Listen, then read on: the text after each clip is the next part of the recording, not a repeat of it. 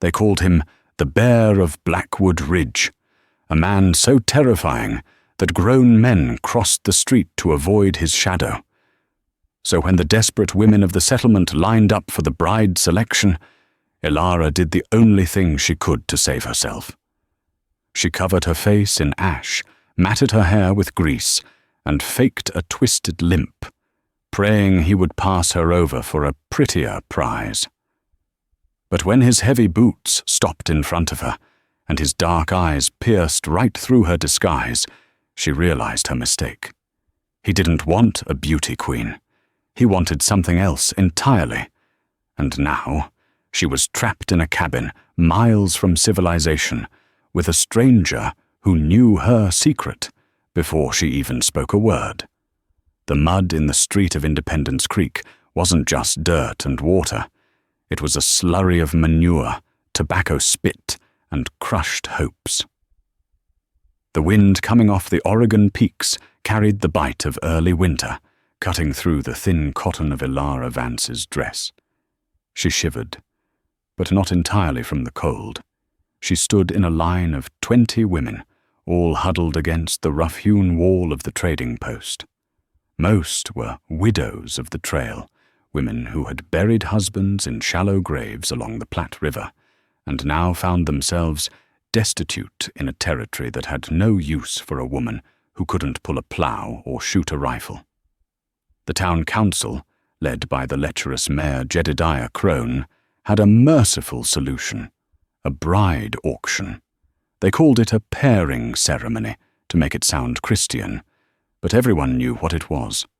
Unmarried men paid a fee to the town, and they took a wife to warm their cabins before the snows trapped them in for the season. Ilara was 22, with skin that had once been compared to porcelain and hair the color of spun gold. Back in Ohio, she had been a schoolteacher's daughter, courted by bankers and clerks. But Ohio was a lifetime away. Here, beauty was a curse. Beauty attracted men like Jedediah Crone. "Keep your head down," Ilara whispered to herself, the words barely a breath of vapor in the frigid air. She had spent the last hour in the horse stalls behind the livery. She had taken a handful of fireplace ash and mixed it with axle grease, smearing the black paste over her left cheek and eye to mimic a necrotic scar. She had teased her golden hair until it was a rat's nest of knots, weaving in straw and burrs. Finally, she had tied a rag around her left calf beneath her skirt. When she walked, she forced her foot to drag inward, hunching her shoulder to suggest a twisted spine. She looked broken. She looked diseased. She looked like a burden. "Straighten up, ladies!" Mayor Crone shouted from the wooden crate he used as a podium. He was a small man, with the expansive belly and eyes that roamed over the women like he was inspecting livestock. "The men have arrived." A murmur of fear rippled through the line. The men of the territory were a rough breed, miners, trappers, and timber cutters. They smelled of unwashed bodies and desperation. They moved down the line, inspecting the women. Some were rough, grabbing chins and checking teeth. Others were shy, looking for a mother for their motherless children. Ilara slumped against the wall, drooling slightly out of the corner of her mouth for effect. A young miner stopped in front of her, took one look at the black grease scar and the matted hair, and recoiled. "Lord have mercy," the miner muttered, moving quickly to the buxom redhead next to her. Ilara suppressed a sigh of relief. It was working. Her plan was simple: be so repulsive that no one would bid on her. Once the auction was over, the leftovers were usually given menial jobs in the scullery of the boarding house. It was slave labor, but it was better than being owned by a stranger in the wilderness. And then, the chatter of the crowd died instantly. The silence that fell over Independence Creek was absolute. Even the horses seemed to stop stamping. Heavy, rhythmic thuds vibrated through the boardwalk planks. Thud, thud, thud. A man turned the corner. He was immense. He stood at least 6'6", his shoulders spanning the width of a door frame. He wore a coat made from the pelt of a grizzly bear, the fur still dark and thick, adding to his bulk. A long, jagged knife was sheathed at his hip, and a Winchester Model 1876 rifle was slung effortlessly over one shoulder. His face was buried beneath a thick beard the color of iron and charcoal, and his eyes, visible beneath the brim of a battered Stetson, were dark, intelligent, and utterly terrifying. "It's Kincaid," a woman whispered, her voice trembling. "Elias Kincaid, the one they call the Bear." Ilara's heart hammered against her ribs. She had heard the stories. Elias Kincaid lived on the highest peak of Blackwood Ridge. Rumor said he had killed a man with his bare hands for kicking a dog. Rumor said he ate raw meat and hadn't spoken a word of English in 10 years. Rumor said he needed a wife not for companionship, but to skin his kills and carry his wood until she dropped dead. Mayor Crone looked nervous. "Mr. Kincaid, we didn't expect you down from the mountain this season." Elias Kincaid didn't answer. He didn't even look at the mayor. He walked past him, his presence parting the crowd like a ship breaking ice. He moved down the line of women. He didn't grab chins. He didn't inspect teeth. He simply walked, his gaze sweeping over them. The pretty redhead puffed out her chest, hoping to catch his eye, or perhaps hoping to avoid it. Elias didn't pause. He walked past the sturdy farm girls. He walked past the young widows. He stopped in front of Ilara. The smell of him was overwhelming. Pine resin, wood smoke, and old leather. It wasn't a bad smell, she realized with a start. It was the scent of the deep woods. Ilara committed to her role. She let her left shoulder sag lower, dragged her foot, and made a guttural, unintelligible sound, refusing to meet his eyes. "Look away," she begged silently. "See the monster. See the ugliness. Walk away." Elias stood there for a long time. The silence stretched until it was agonizing. Mayor Crone stepped forward, wringing his hands. "Mr. Kincaid, surely not that one," Crone sneered, pointing a gloved finger at Ilara. "She's a half-wit, crippled too. Likely carry a disease with that face of hers. We were going to send her to the stables to muck out stalls. I have a fine girl here, Mary Ann, strong hips, good for—" Elias turned his head slowly. He looked at Crone. He didn't speak, but the look in his eyes was so cold, so filled with a primal promise of violence, that the mayor snapped his mouth shut and took a step back. Elias turned back to Ilara. Slowly, he reached out a hand. His hand was the size of a shovel blade, calloused and scarred. Ilara flinched, expecting a blow. Instead, he gently took her chin. His touch was surprisingly light. He tilted her face up. Ilara forced her eyes to go wide and vacant, trying to look simple-minded. She waited for the disgust. Elias leaned down. His voice, when it came, was a deep rumble that vibrated in her chest, like thunder rolling through a canyon. "Pack your things," he said. The crowd gasped. "But she's broken," Crone protested, bewildered. Elias dropped a heavy leather pouch into Crone's hand. The sound of gold coins clinking together was unmistakable. "She's mine." Ilara felt the blood drain from her face beneath the grease. Her disguise had failed. Or worse, it had worked, and this monster wanted a broken thing he could torment without consequence. The journey up the mountain was a study in misery. Elias Kincaid did not own a carriage. He had 2 massive draft horses, black as midnight. He swung Ilara onto the back of one with humiliating ease, treating her as if she weighed no more than a sack of flour. "Hold on," he commanded. They rode for hours. They left the muddy streets of Independence Creek behind, ascending into the tree line where the air grew thin and biting. The pine trees grew taller, blotting out the sun. The trail was narrow, winding along the edge of sheer cliffs that dropped thousands of feet into the river valley below. Ilara held on to the saddle horn until her knuckles were white. She kept up her act, though it was exhausting. She sat hunched over, allowing her body to sway listlessly. She didn't speak. If he found out she was articulate, educated, and physically capable, he might expect things from her. Terrible things. As long as he thought she was a half-wit and a cripple, perhaps he would leave her alone in a corner of his cabin. Elias rode ahead on the lead horse. He never looked back. He seemed to be part of the forest itself, his eyes scanning the ridges, his rifle resting easy across his saddle. By late afternoon, the snow began to fall. It wasn't the gentle snow of storybooks. It was a hard, driving sleet that stung the skin. Ilara was freezing. Her threadbare dress offered no protection against the mountain altitude. Her teeth began to chatter uncontrollably, a sound she couldn't mask with her act. Elias halted his horse abruptly. He dismounted and walked back to her. Ilara stiffened, terrified. He unclasped the heavy bear fur cloak from his shoulders. Without a word, he wrapped it around her. The fur was heavy and warm, retaining his body heat. It swallowed her small frame entirely. "Don't freeze," he grunted. "Dead wives are bad luck." It was a joke. Or was it?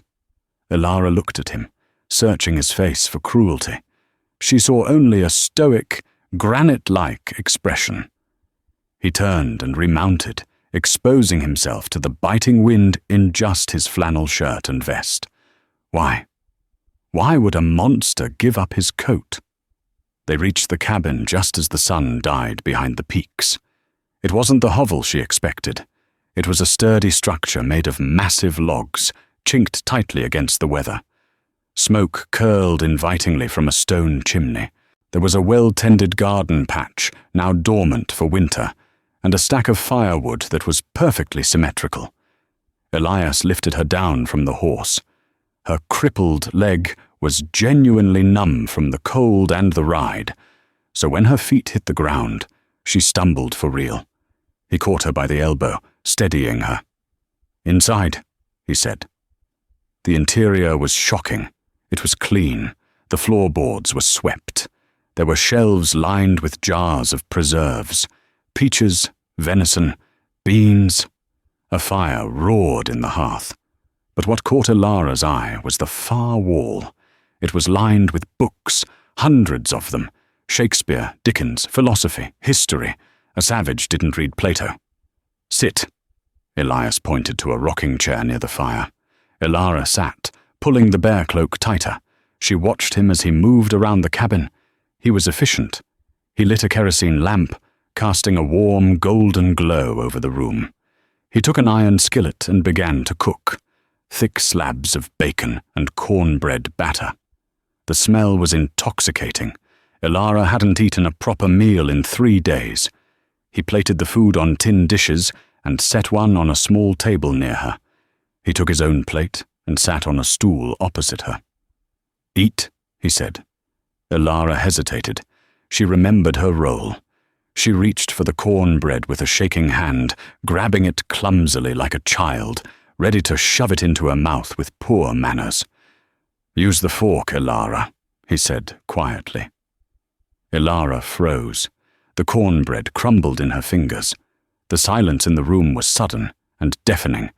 The fire popped, a sound like a gunshot. She slowly lowered her hand. Her heart was pounding so hard she thought he could hear it. She hadn't told anyone her name. Mayor Crone had called her the girl, or you. She had given a fake name, Mary, to the other women. "I don't know what you mean," she croaked, trying to keep her voice rough and guttural. Elias took a slow bite of his bacon. He chewed methodically, his dark eyes fixed on her. He reached into his vest pocket and pulled out a folded piece of paper. He slid it across the table. Ilara stared at it. It was a wanted poster. Wanted, Ilara Vance. For grand larceny and arson. Reward $500. Run away from the estate of Judge Ambrose Thorne, St. Louis. The sketch was crude, but the description was accurate. Blonde hair, blue eyes, educated, dangerous. Elara felt the blood rush from her head. She was dizzy. The jig was up. He wasn't just a mountain man. He was a bounty hunter. He had bought her for $20 and would sell her for $500. She dropped the act. She straightened her spine. She wiped the drool from her lip. Her eyes, no longer vacant, blazed with defiant fury. "So," she said, her voice clear and sharp, the voice of the educated woman she was. "You're going to turn me in. You let me ride all this way just to drag me back to St. Louis?" Elias looked at her, unimpressed by her sudden transformation. He took another bite of cornbread. "If I wanted the money, I would have tied you up in town and waited for the marshal," he said. "The reward is for a dead body or a live one. Judge Thorne doesn't care which." "Then why?" Elara demanded, standing up. The bear cloak slipped off her shoulders. "Why bring me here? Why buy me?" Elias stood up. He towered over her, casting a long shadow against the log wall. He picked up the wanted poster. "Because Judge Thorne is my father," Elias said. "And if you burn down his carriage house, you and I have something in common." He tossed the poster into the fire. The paper curled, blackened, and vanished in a burst of flame. "Wash your face, Elara," he said, turning his back to her to tend the fire. "There's warm water in the basin. You look ridiculous." Elara stood stunned, the warmth of the fire battling the chill in her bones. The monster wasn't a monster. He was the estranged son of the man she had fled from, and he had just burned the only leverage he had over her. But as she looked at his broad back, she realized the danger wasn't over. Judge Ambrose Thorne was a powerful, vindictive man. If his son was here, the judge wouldn't be far behind. And Elias Kincaid, this bear, was the only thing standing between her and a hangman's noose. She walked to the basin. She took a cloth and began to scrub the grease and ash from her skin. As the black sludge washed away, revealing the pale, frightened but determined face beneath, she looked at Elias. "My leg isn't crippled," she said softly. "I know," Elias replied without turning around.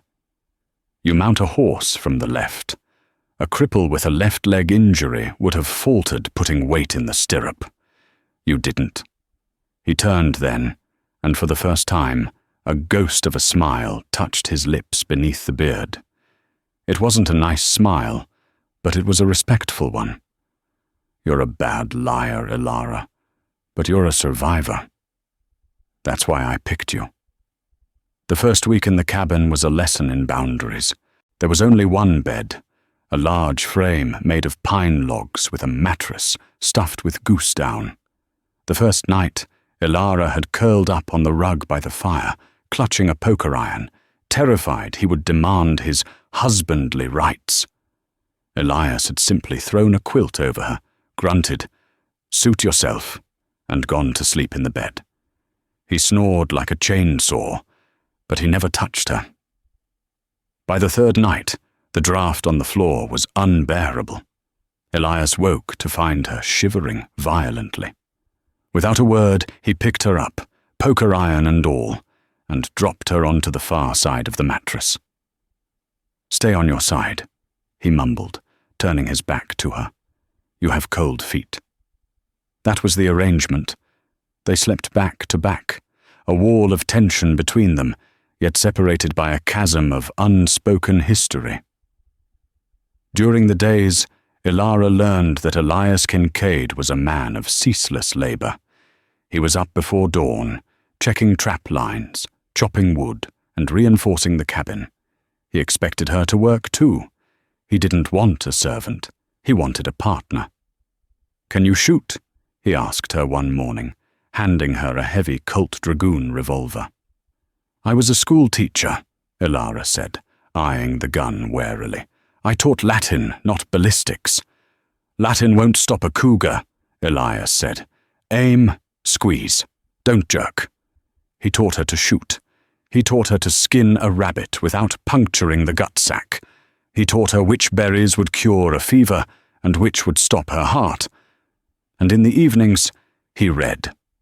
One night, while the wind howled like a banshee outside, Ilara finally asked the question that had been burning in her throat. "Why did you leave St. Louis?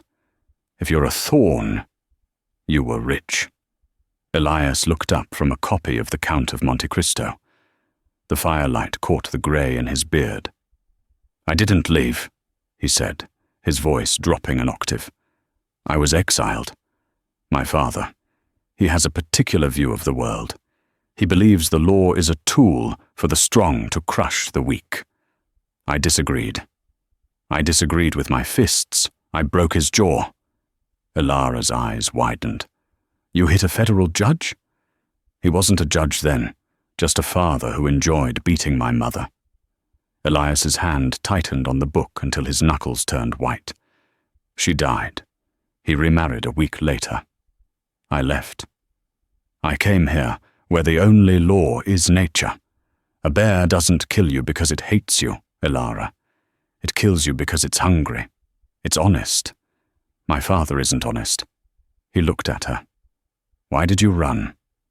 The poster said arson. Ilara looked into the fire. "He tried to take the schoolhouse. He wanted the land for a new courthouse. He raised the rent so high we couldn't pay. When I protested, he made advances. He said there were other ways to pay the rent." She shuddered. "I went to the carriage house to confront him. He laughed. He locked me in. I lit a lantern to find a way out. I knocked it over. The hay caught. I didn't mean to burn it down. But when I saw the flames, I didn't try to stop them either." Elias nodded slowly. "Good." The quiet intimacy of the moment was shattered by a sound from outside. It was a high-pitched whine, followed by a thunderous bark. Elias was on his feet in an instant, the Winchester in his hands, before Ilara could even blink. "Stay here," he commanded. He threw open the door. A blast of snow swirled in. Ilara grabbed the Colt Dragoon he had given her and moved to the window. Outside, in the pale moonlight reflecting off the snow, she saw them.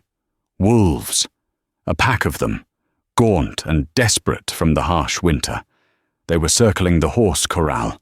The two black draft horses were screaming, kicking at the fence rails. Elias strode into the snow, a giant among shadows. He raised his rifle. Crack! The lead wolf fell. But there were too many.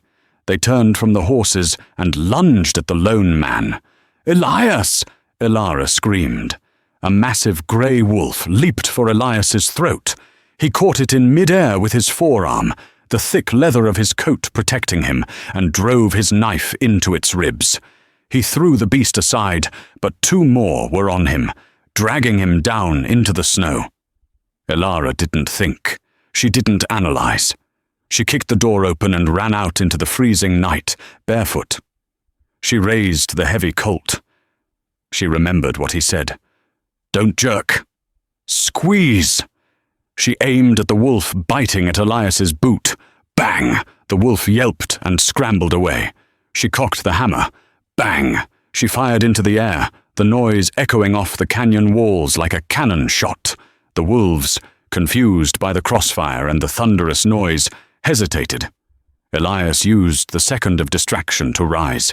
He roared, a sound that was more animal than human, a challenge that shook the trees. He swung his rifle stock, cracking a wolf across the jaw. The pack broke. They turned and fled into the darkness, leaving two of their own dead in the snow. Elias stood panting, blood dripping from a gash on his cheek. He looked at the retreating pack, then turned to Ilara. She was standing in the snow, her nightgown billowing, smoke curling from the barrel of the gun, her feet rapidly turning blue. He walked over to her. He didn't say a word. He scooped her up into his arms, crushing her against his chest. He carried her back inside, kicked the door shut, and deposited her on the rug before the fire.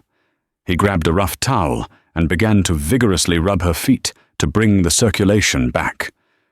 "You foolish woman," he growled, but his voice lacked any heat. "You could have been killed."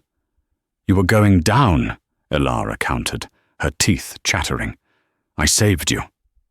Elias stopped rubbing. He looked up at her. His face was inches from hers. The adrenaline was fading, leaving behind a charged electric tension. He looked at her, not as a burden, not as a victim, but as an equal. "Yes," he whispered. "You did." He reached up and brushed a stray lock of hair from her face. His hand lingered on her cheek. For a moment, Elara thought he was going to kiss her. She realized with a jolt that she wanted him to, but he pulled back. He stood up and moved to the window, staring out into the dark. "Pack your bag, Elara," he said, his voice hard again. "What?" "Why?" "Because that wasn't just a wolf pack," Elias said grimly. "Wolves don't wear collars." Elara scrambled to the window. Lying dead in the snow, the lead wolf had a thick leather band around its neck. "Tracking dogs," Elias said. "Wolf hybrids bred for hunting men. My father isn't coming alone. He sent the Pinkertons, and they found us." They didn't wait for dawn. To wait was to die. Elias Kincaid moved with a terrifying efficiency, extinguishing the fire and packing only the essentials: dried meat, ammunition, blankets, and a small tin box of medical supplies. He saddled the horses in the dark, the animals stamping nervously, sensing the predator in the air. "Where are we going?" Elara asked, her voice tight but steady. She had replaced her thin dress with a pair of Elias's woolen trousers, cut short with a knife to fit her legs, and a heavy flannel shirt. She looked less like a school teacher and more like a mountain outlaw. "Higher," Elias grunted, cinching the saddle girth on his black stallion. "Midnight." "The Pinkertons are city men. They rely on maps and roads. They won't follow us into the Devil's Throat unless they have a death wish." "The Devil's Throat?" "A pass near the summit. Narrow, unstable. It's suicide in a storm." He paused, looking at her over the saddle. "It's our only chance." They rode out into the teeth of the blizzard. The wind screamed through the pines, a sound that masked the crunch of their horses' hooves on the frozen crust of the snow. Elias took the lead, his body a shield against the worst of the gale. Elara followed, her head bowed, trusting the massive man ahead of her more than she had ever trusted anyone in her civilized life. By mid-morning, the tracking dogs were audible again, a distant baying that cut through the wind. They were relentless. Judge Thorne had evidently paid top dollar for men who wouldn't quit.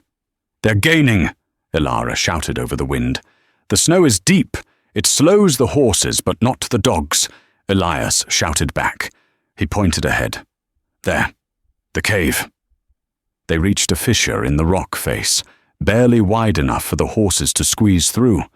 Inside, it opened into a cavern that smelled of damp earth and ancient stone. It was cold, but it was out of the wind. Elias dismounted and immediately went to the cave entrance, positioning himself behind a boulder with his Winchester. "Strip the saddles, rub the horses down. If they freeze up, we walk. If we walk, we die." Elara worked until her arms ached, using dry straw from the cave floor to vigorously rub the sweat and snow from the shivering animals. As she worked, she watched Elias. He was a statue of concentration, his eyes scanning the whiteout outside. "Elias," she said softly. He didn't turn. "Keep working." "Why didn't you kill him?" she asked. "Your father, when you broke his jaw. Why didn't you finish it?" Elias lowered the rifle slightly. He turned his head, his face half-shadowed. Because I didn't want to become him. He kills for pleasure, for power. I kill to survive. There is a line. If I cross it, I'm just another monster on this mountain. You're not a monster, Elara said fiercely. She walked over to him, ignoring his warning glare. She reached out and touched his arm. It was hard as iron beneath the coat. You're the only decent man I've met since I left Ohio. Elias looked down at her. The hardness in his eyes softened, replaced by a flickering heat that had nothing to do with the fire they couldn't risk lighting. You don't know me, Elara. I've done things to stay alive up here. I know enough, she whispered. He dropped the rifle. It clattered against the stone. His hands, massive and rough, came up to cup her face. This time he didn't pull away. He kissed her, a hard, desperate kiss that tasted of snow and adrenaline. It was a claiming, a promise. Elara melted into him, wrapping her arms around his thick neck, anchoring herself against the storm. For a moment, the howling wind outside ceased to exist. There was only the heat of his body and the beat of his heart against hers. But the moment was shattered by a gunshot. The bullet sparked off the rock face inches from Elias's head, spraying them with stone shards. Get back, Elias roared, shoving Elara behind the boulder. He snatched up his rifle and fired blindly into the whiteout. Crack Thum. We have you pinned, Kincaid, a voice bellowed from the storm. It was a cultured, sneering voice. Surrender the girl, and we might let you keep your skin. Pinkertons, Elias hissed, reloading with practiced speed. They flanked us. How many? Elara asked, gripping her Colt Dragoon. Too many, Elias grimaced. We can't hold the cave. They'll just dynamite the entrance and bury us alive. He looked at the back of the cave, where the darkness stretched into the mountain's belly. There's another way, he said, his voice grim. But you're not going to like it. I'd prefer it to being buried, Elara retorted. The Devil's Throat isn't just a pass, Elias said, grabbing the reins of the horses. It's a tunnel system, old mines, unstable, filled with methane gas. One spark and the whole mountain blows. He looked at her, his dark eyes intense. Put that gun away. Iron on flint makes sparks. We walk in the dark. Complete darkness. You hold my coat tail and you do not let go. If you stumble, I can't light a match to find you. Elara holstered the gun. She grabbed the hem of his bare fur coat. Lead the way. They plunged into the abyss, leaving the daylight, and the gunmen, behind. They emerged 2 days later on the western slope of the ridge, haggard, covered in coal dust, but alive. The mine shafts had been a nightmare of claustrophobia and silent terror, but they had lost the Pinkertons. However, they had a new problem. They were out of food. The horses were gaunt, ribs showing through their winter coats. The storm had passed, leaving the world brilliant and blindingly white, but the cold was a physical weight. Silver Creek, Elias rasped, his voice hoarse from breathing coal dust. It's a mining outpost 10 miles south. I have a friend there, Caleb Black. He runs the assay office. He owes me his life. Elara looked at him with concern. Elias was favoring his left side. During the escape in the tunnels, a rotting support beam had collapsed, glancing off his ribs. He hadn't complained, but his breathing was shallow and hitched. Can we trust him? Elara asked. Caleb is family, Elias said firmly. He hates the law as much as I do. The descent to Silver Creek was grueling. When they arrived, the town looked like a scar on the pristine landscape, a collection of muddy shacks and a saloon that smelled of stale beer and misery. They rode to the back of the assay office under the cover of twilight. Elias knocked on the heavy oak door. 3 short raps, one long. The door creaked open. A man stood there, older, with a face like a dried apple and one glass eye. "Elias?"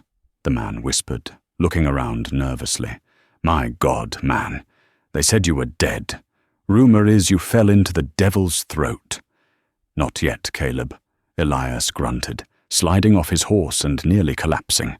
Elara was there instantly, catching his weight. "Help him!" she snapped at Caleb. Caleb ushered them inside and barred the door. The assay office was warm, smelling of chemicals and coffee. He helped Elias to a cot in the back room and poured 2 mugs of steaming coffee. "Who's the girl?" Caleb asked, his good eye narrowing at Elara. "My wife," Elias said, the lie slipping out easily. "Elara." Caleb's eyebrows shot up. "Wife? You? Well, I'll be damned. The bear finally got caught." "We need supplies, Caleb," Elias said, grimacing as he adjusted his position. "And fresh horses. Ours are spent. We're heading for the coast." "The coast?" Caleb rubbed his chin. "That's a long ride, Elias. And there's a heavy price on your head. $5,000. And another 1,000 for the girl." Elara froze. The wanted poster had said 500. 5,000? Elias frowned. Thorn raised the bounty. "Aye," Caleb said, walking over to the window and peering out. "Judge Thorn is in town, Elias. He arrived yesterday with 20 men, took over the Grand Hotel." Elias struggled to sit up. "He's here? In Silver Creek?" "He's turning the territory upside down," Caleb said softly. He turned back to face them. In his hand, he held a double-barreled shotgun. The barrels were leveled at Elias's chest. "Caleb," Elias said, his voice dangerously calm. "I'm sorry, Elias," Caleb said, his voice trembling.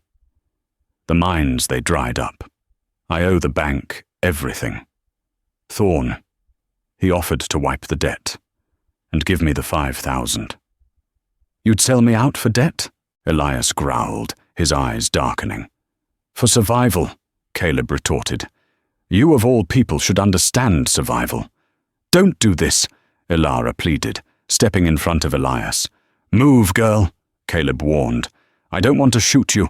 Thorn wants you alive." "Caleb," Elias said, pushing Elara gently aside.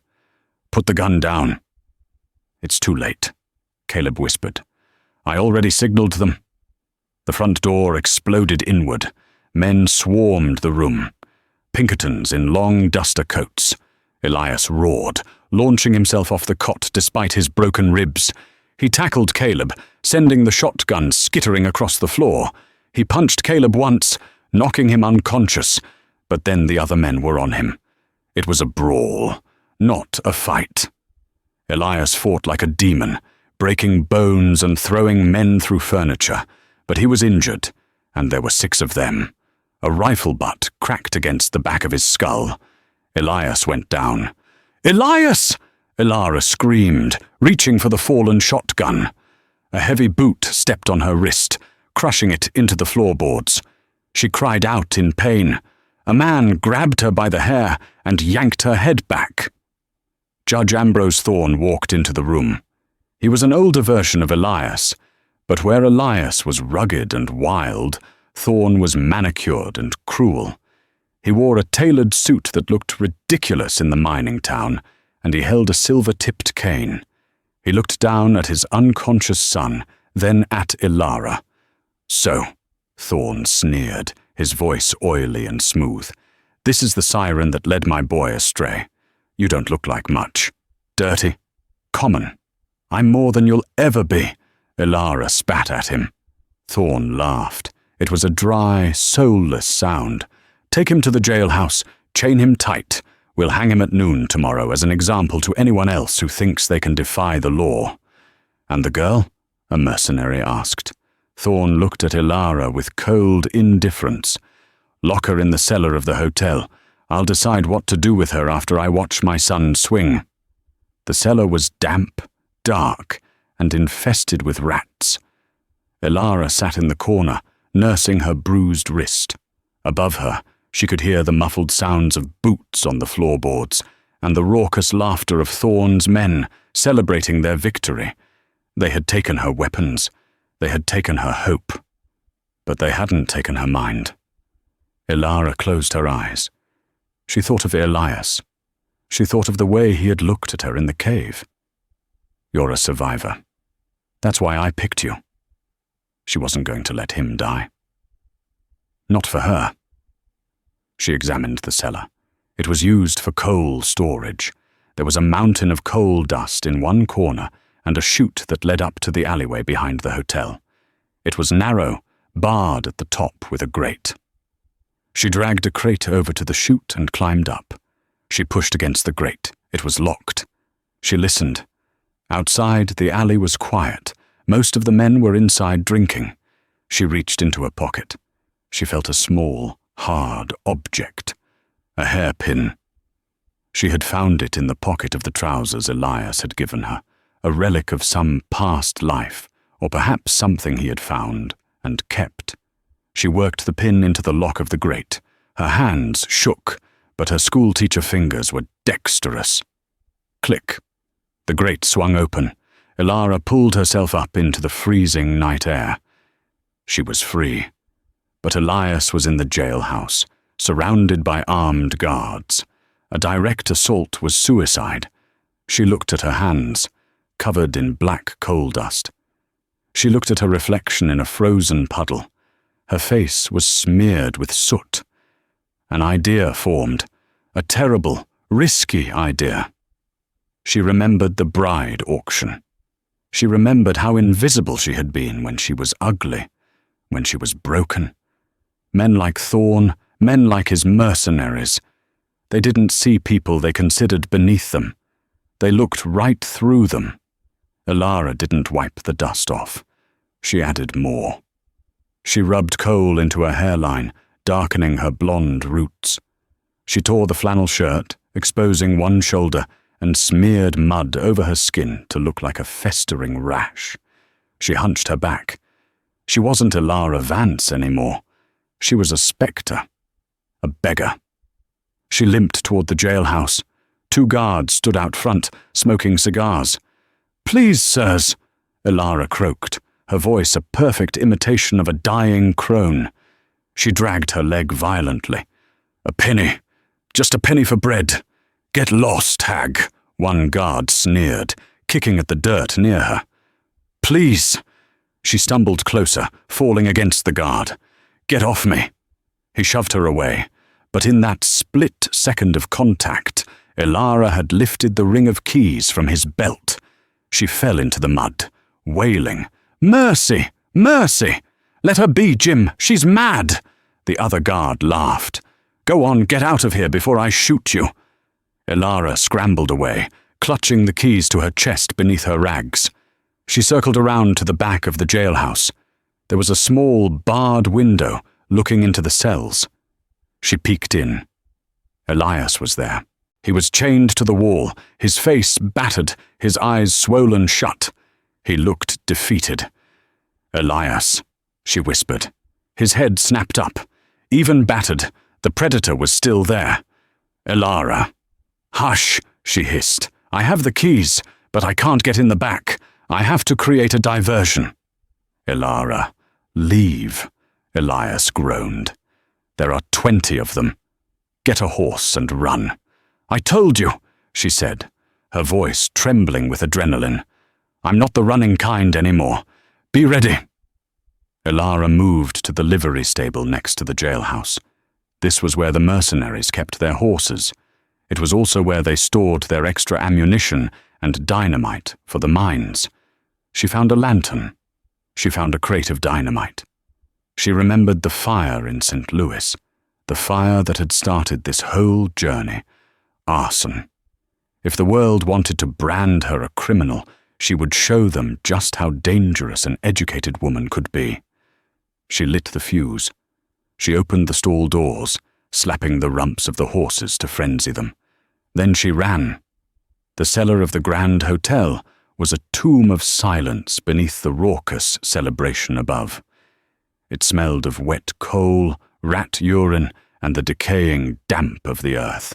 Elara sat huddled in the corner, her knees pulled to her chest, nursing the wrist that the mercenary had crushed under his boot. It throbbed with a dull, sickening rhythm, a constant reminder of her helplessness. Above her, the floorboards creaked. She could hear the muffled thumping of boots, the clinking of glass, and the roar of men laughing because they had won. They had captured the bear of Blackwood Ridge. They had broken the woman who dared to run. But as Elara listened, a cold, hard resolve crystallized in her chest. She closed her eyes and saw Elias's face in the cave, illuminated by the flash of gunfire. "You're a survivor," he had told her. "That's why I picked you." She looked at her hands. They were caked in black coal dust from the floor. She rubbed her thumb against her fingers, feeling the grit. It wasn't just dirt, it was a memory. It was the armor she had worn the day she met him. She wasn't going to wait for Thorne's judgment. Elara stood up, ignoring the dizziness that swayed her. She scanned the cellar. In the far corner, a coal chute angled upward toward the alleyway behind the hotel. It was narrow, steep, and capped with an iron grate, but it was the only way out. She dragged a heavy crate of whiskey beneath the opening. Climbing up was a nightmare. The chute was slick with coal slime, and every movement sent a jolt of agony through her injured wrist. She bit her lip until she tasted blood, suppressing a scream as she wedged herself against the dirty brickwork. She reached the top. The grate was locked. Through the bars, she could see the sliver of a moon and the frosty breath of the night air. She reached into the pocket of the oversized trousers Elias had given her. Her fingers brushed against cold metal, the hairpin. It was a flimsy thing, rusted and bent, but it was all she had. Elara worked the pin into the mechanism of the padlock. Her hands shook uncontrollably. "Steady," she told herself, channeling Elias's voice when he taught her to shoot. "Don't jerk. Squeeze." She manipulated the tumbler, sweating despite the freezing cold. Click. The sound was louder than a gunshot in the silence. She pushed the grate open and hauled herself out into the alley, collapsing onto the frozen mud. She gasped for air, her lungs burning. But she didn't stop. She looked at her reflection in a trough of frozen water near the hotel's back door. The woman staring back was wild. Her hair was matted, her face smeared with soot. She didn't wipe it off. Instead, she scooped up a handful of wet ash from a discard pile and rubbed it fiercely into her hairline, darkening the blonde roots. She tore the shoulder of her flannel shirt, exposing skin that she smeared with mud to simulate a necrotic rash. She twisted her body, hunching her left shoulder and dragging her foot inward. She wasn't Elara Vance, the educated school teacher. She wasn't Mrs. Kincaid, the mountain man's wife. She was a ghost, a nothing, a piece of refuse that powerful men stepped over without seeing. She limped toward the front of the jailhouse. 2 mercenaries stood guard, leaning against the wooden posts, smoking cigars that smelled of expensive tobacco. Their rifles rested lazily against their legs. They were relaxed, confident that the threat was chained inside. "Please, sirs," Elara croaked. Her voice was a masterpiece of deception, a rasping, phlegm-filled wheeze. She dragged her bad leg through the dirt, creating a pathetic shuffling sound. "A penny, spare a penny for a dying woman." One guard, a burly man with a scar across his nose, looked down with a sneer. "Get lost, hag. We ain't running a charity." "Just a crust of bread," Elara wailed, stumbling forward. She feigned a collapse, falling heavily against the guard's chest. "Jesus, get off me! You stink of the mines." The guard shoved her violently away. She hit the ground hard, crying out in fake theatrics. "Mercy! Mercy for the poor!" "Kick her teeth in, Jack," the second guard laughed, taking a drag of his cigar. put her out of her misery. Not worth the effort, Jack grumbled, dusting off his coat. She's probably got lice. Go on, get. Ilara scrambled away on her hands and knees, disappearing into the shadows between the buildings. As soon as she was out of sight, she stopped.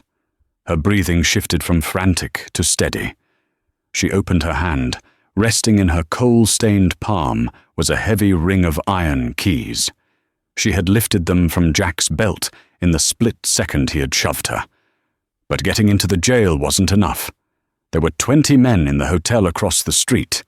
If she unlocked the cell, they would be gunned down before they took 3 steps. She needed chaos. She needed a diversion so loud that God himself would look down. She moved to the livery stable adjacent to the jailhouse. Inside, it was warm and smelled of hay and horses. This was where the mercenaries kept their mounts and their supplies. Near the back, stacked carelessly next to the grain bins, were 3 crates marked Hercule Powder, Cumber Dynamite. Brought for the mines, now a weapon for the desperate. Ilara pried the lid off one crate. She took a stick of dynamite and a coil of fuse. She didn't know much about demolition, but she knew fire. She had burned down a carriage house by accident. Now, she would burn down a stable on purpose. She lit the fuse with a lucifer match found on a workbench. The spark hissed, a serpentine sound of impending destruction. She tossed the lit stick into the crate, opened the stall doors and slapped the rumps of the horses to drive them out. Then she ran. She ran as if the hounds of hell were snapping at her heels. She dove behind the stone foundation of the jailhouse just as the world turned white. Boom! The explosion was cataclysmic. The livery stable didn't just burn, it disintegrated. A shock wave of heat and force slammed into the street, shattering the windows of the hotel and the jailhouse. Flaming timber rained down like meteors. The ground shook so violently that the church bell at the end of town tolled once, a mournful note amidst the roar. Pandemonium erupted. Men poured out of the saloon, screaming, coughing, confused. The ammo is cooking off! Get the water wagon! The horses are loose!" In the blinding smoke and chaos, no one noticed the small, hunched shadow slip through the blown-out door of the jailhouse. Ilara found Elias in the back cell. He was chained to the wall, standing despite his injuries. His face was a mask of bruised purple and dried blood, his left eye swollen shut. But when he saw her, covered in soot, bleeding and holding the keys, his good eye widened. "Ilara!" His voice was a rough growl. "I told you," she panted, her hands flying to the lock on his shackles. "I'm not the running kind." The lock clicked. The chains fell away with a heavy clang. Elias didn't waste a second. He didn't ask how she did it. He simply grabbed her, his massive hands checking her for broken bones in a frantic, possessive sweep. "You crazy woman, you blew up the town." "Just the stable," she said breathlessly. She pulled the Colt Dragoon from her waistband, stolen from the guard's desk on her way in, and pressed it into his hand. "Let's go." They burst out of the jailhouse into a street that resembled the apocalypse. Smoke billowed in thick, choking clouds. The orange glow of the fire illuminated the panic. "There!" Elias pointed. His black stallion, Midnight, was rearing in the middle of the street, terrified but holding his ground, tethered loosely to a hitching post that was now burning. Elias vaulted onto the horse's back, ignoring his broken ribs, and pulled Ilara up behind him. "Stop them!" a voice shrieked, cutting through the roar of the fire. Judge Ambrose Thorne stood on the porch of the Grand Hotel. He was unharmed, clutching his silver-tipped cane, his face twisted in a rictus of hate. "That's them! Shoot them! $5,000 to the man who drops them!" 3 mercenaries, shaking off the shock of the explosion, raised their rifles. "Hold on!" Elias roared to Ilara. He didn't turn toward the mountains. He spurred Midnight, and the massive warhorse surged forward, straight toward the hotel. "Elias!" Ilara screamed, burying her face in his coat. Elias raised the Colt Dragoon. Bang! Bang! Bang! He fired with the precision of a machine. 2 mercenaries dropped, clutching their chests. The third dove behind a water trough. Elias rode the horse up the wooden steps of the hotel porch. The boards groaned and splintered under the weight. Judge Thorne scrambled back, tripping over his own cane, his eyes bulging with terror. Elias didn't shoot him. He leaned down from the saddle, his reach impossible, and grabbed his father by the collar of his fine silk suit. With a roar of primal effort, Elias dragged the judge off the porch and threw him into the mud of the street. Thorne landed hard, sputtering, covered in the filth of the town he thought he owned. He rolled over to see the hooves of the black stallion dancing inches from his head. He looked up. Elias loomed over him, silhouetted against the burning stable, looking like a demon of vengeance carved from granite. The town went silent. The fire crackled. The mercenaries lowered their weapons, sensing that this was no longer a paid skirmish, but a blood feud that no amount of money could resolve. Elias cocked the hammer of the Colt. He aimed it directly between his father's eyes. Thorne trembled. "Do it," he whispered, his voice thin and pathetic. "Show them. Show them you're the animal I always said you were. Kill your own father." Ilara held her breath. She felt the tension in Elias's back, coiled tight as a spring. She knew he could do it. She knew the man deserved it. But then, Elias's shoulders dropped. The tension bled out of him.